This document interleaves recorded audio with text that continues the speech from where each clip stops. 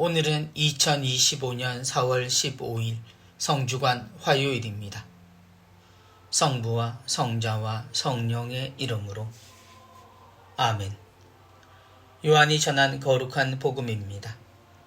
그때 제자들과 함께 식탁에 앉으신 예수님께서는 마음이 산란하시어 드러내놓고 말씀하셨다. 내가 진실로 진실로 너희에게 말한다. 너희 가운데 한 사람이 나를 팔아넘길 것이다. 제자들은 누구를 두고 하시는 말씀인지 몰라 어리둥절하며 서로 바라보기만 하였다.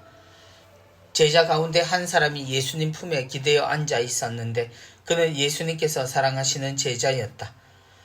그래서 시몬 베드로가 그에게 고갯짓을 하여 예수님께서 말씀하시는 사람이 누구인지 여쭈어 보게 하였다. 그 제자가 예수님께 더 다가가 주님, 그가 누구입니까? 하고 물었다. 예수님께서는 내가 빵을 적셔서 주는 자가 바로 그 사람이다 하고 대답하셨다. 그리고 빵을 적신 다음 그것을 들어 시몬 이스카리옷의 아들 유다에게 주셨다. 유다가 그 빵을 받자 사탄이 그에게 들어갔다. 그때 예수님께서 유다에게 말씀하셨다. 내가 하려는 일을 어서 하여라. 식탁에 함께 앉은 이들은 예수님께서 그에게 왜 그런 말씀을 하셨는지 아무도 몰랐다. 어떤 이들은 유다가 돈 주머니를 가지고 있었으므로 예수님께서 그에게 축제에 필요한 것을 사라고 하셨거나 또는 가난한 이들에게 무엇을 주라고 말씀하신 것이려니 생각하였다. 유다는 빵을 받고 바로 밖으로 나갔다. 때는 밤이었다. 유다가 나간 뒤에 예수님께서 말씀하셨다. 이제 사람의 아들이 영광스럽게 되었고 또 사람의 아들을 통하여 하느님께서도 영광스럽게 되셨다. 하느님께서 사람의 아들을 통하여 영광스럽게 되셨으면 하느님께서도 몸소 사람의 아들을 영광스럽게 하실 것이다. 이제 곧 그를 영광스럽게 하실 것이다. 얘들아, 내가 너희와 함께 있는 것도 잠시뿐이다. 너희는 나를 찾을 터인데 내가 유다인들에게 말한 것처럼 이제 너희에게도 말한다. 내가 가는 곳에 너희는 올 수 없다. 시몬 베드로가 예수님께 주님 어디로 가십니까? 하고 물었다. 예수님께서는 그에게 내가 가는 곳에 내가 지금은 따라올 수 없다. 그러나 나중에는 따라오게 될 것이다. 하고 대답하셨다. 베드로가 다시 주님 어찌하여 지금은 주님을 따라갈 수 없습니까? 주님을 위해서라면 저는 목숨까지 내놓겠습니다. 하자 예수님께서 대답하셨다. 나를 위하여 목숨을 내놓겠다는 말이냐? 내가 진실로 진실로 너에게 말한다. 닭이 울기 전에 너는 3번이나 나를 모른다고 할 것이다. 주님의 말씀입니다. 그리스도님 찬미합니다.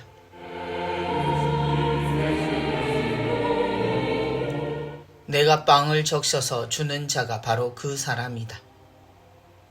성주간 화요일입니다. 오늘 우리는 사건을 조금 앞당겨 우리가 최후의 만찬이라 부르는 첫 성체성사의 장면을 살핍니다. 그 자리에서 일어난 일을 전하는 요한복음은 성찬례의 내용보다 그 배경을 더욱 자세히 전합니다. 그 자리에서 예수님은 식사를 하시며 당신의 괴로운 마음을 이야기하십니다. 산란하시어 라는 단어로 표현되는 예수님의 상황에서 주님은 당신의 제자들 중 한 사람이 당신을 팔아넘길 것이라 말씀하십니다. 그가 누구인지 지금 우리는 너무나 분명히 압니다. 바로 시몬 이스가리옷의 아들 유다입니다. 그래서 성주간에 우리가 기억해야 할 것 중 유다에 대한 부분이 빠질 수 없습니다. 내가 빵을 적셔서 주는 자가 바로 그 사람이다. 유다에 대한 해석은 시도하는 사람에게 어려움을 줍니다. 그는 그저 배반자라고 보아도 무방하고 실제로 그의 입맞춤으로 예수님의 처지가 극적으로 바뀌는 것도 사실이라 나쁘게 말하는 것 외에 우리가 묵상이나 고민을 할 필요는 없습니다. 그러나 그의 처지에 대해 다른 시선을 가지는 것이 꼭 틀리거나 나쁜 것은 아닙니다. 오히려 우리의 묵상은 더욱 깊어질 수도 있습니다.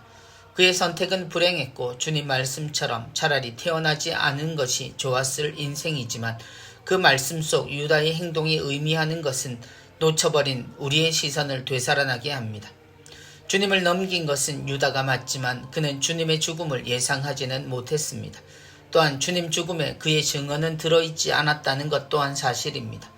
우리는 유다의 배반과 주님의 죽음을 일방적으로 연결시키지만 주님의 순환과 죽음에 유다의 몫을 따져본다면 침묵에 빠져들 가능성이 높습니다. 오히려 우리는 그가 식탁에서 주님의 마지막 유산, 곧 당신 생명의 빵과 피를 받았음을 기억하는 편이 나을지도 모릅니다. 주님은 마지막까지 그를 챙기셨다는 이야기이고 그의 불행이 비교당해야 할 것은 베드로의 변심이어야 할지도 모릅니다. 그의 발도 주님은 씻겨주셨고 그에게도 성체를 주셨습니다. 그가 정말 가슴 아파야 하고 주님의 안타까움을 산 것은 그가 되돌아올 기회를 놓쳐버렸다는 것입니다. 주님은 마지막까지 그를 챙기셨다는 이야기이고 그의 불행이 비교당해야 할 것은 베드로의 변심이어야 할지도 모릅니다. 그의 발도 주님은 씻겨주셨고 그에게도 성체를 주셨습니다. 그가 정말 가슴 아파야 하고 주님의 안타까움을 산 것은 그가 되돌아올 기회를 놓쳐버렸다는 것입니다. 우리의 잘못과 실수는 늘 유다와 베드로 그리고 도망친 다른 제자들 그 어디쯤에 있지만 오늘 성주관 속 바라보는 유다는 주님의 마지막 유산을 나누어 받은 제자들과 같은 몫이어야 할 겁니다.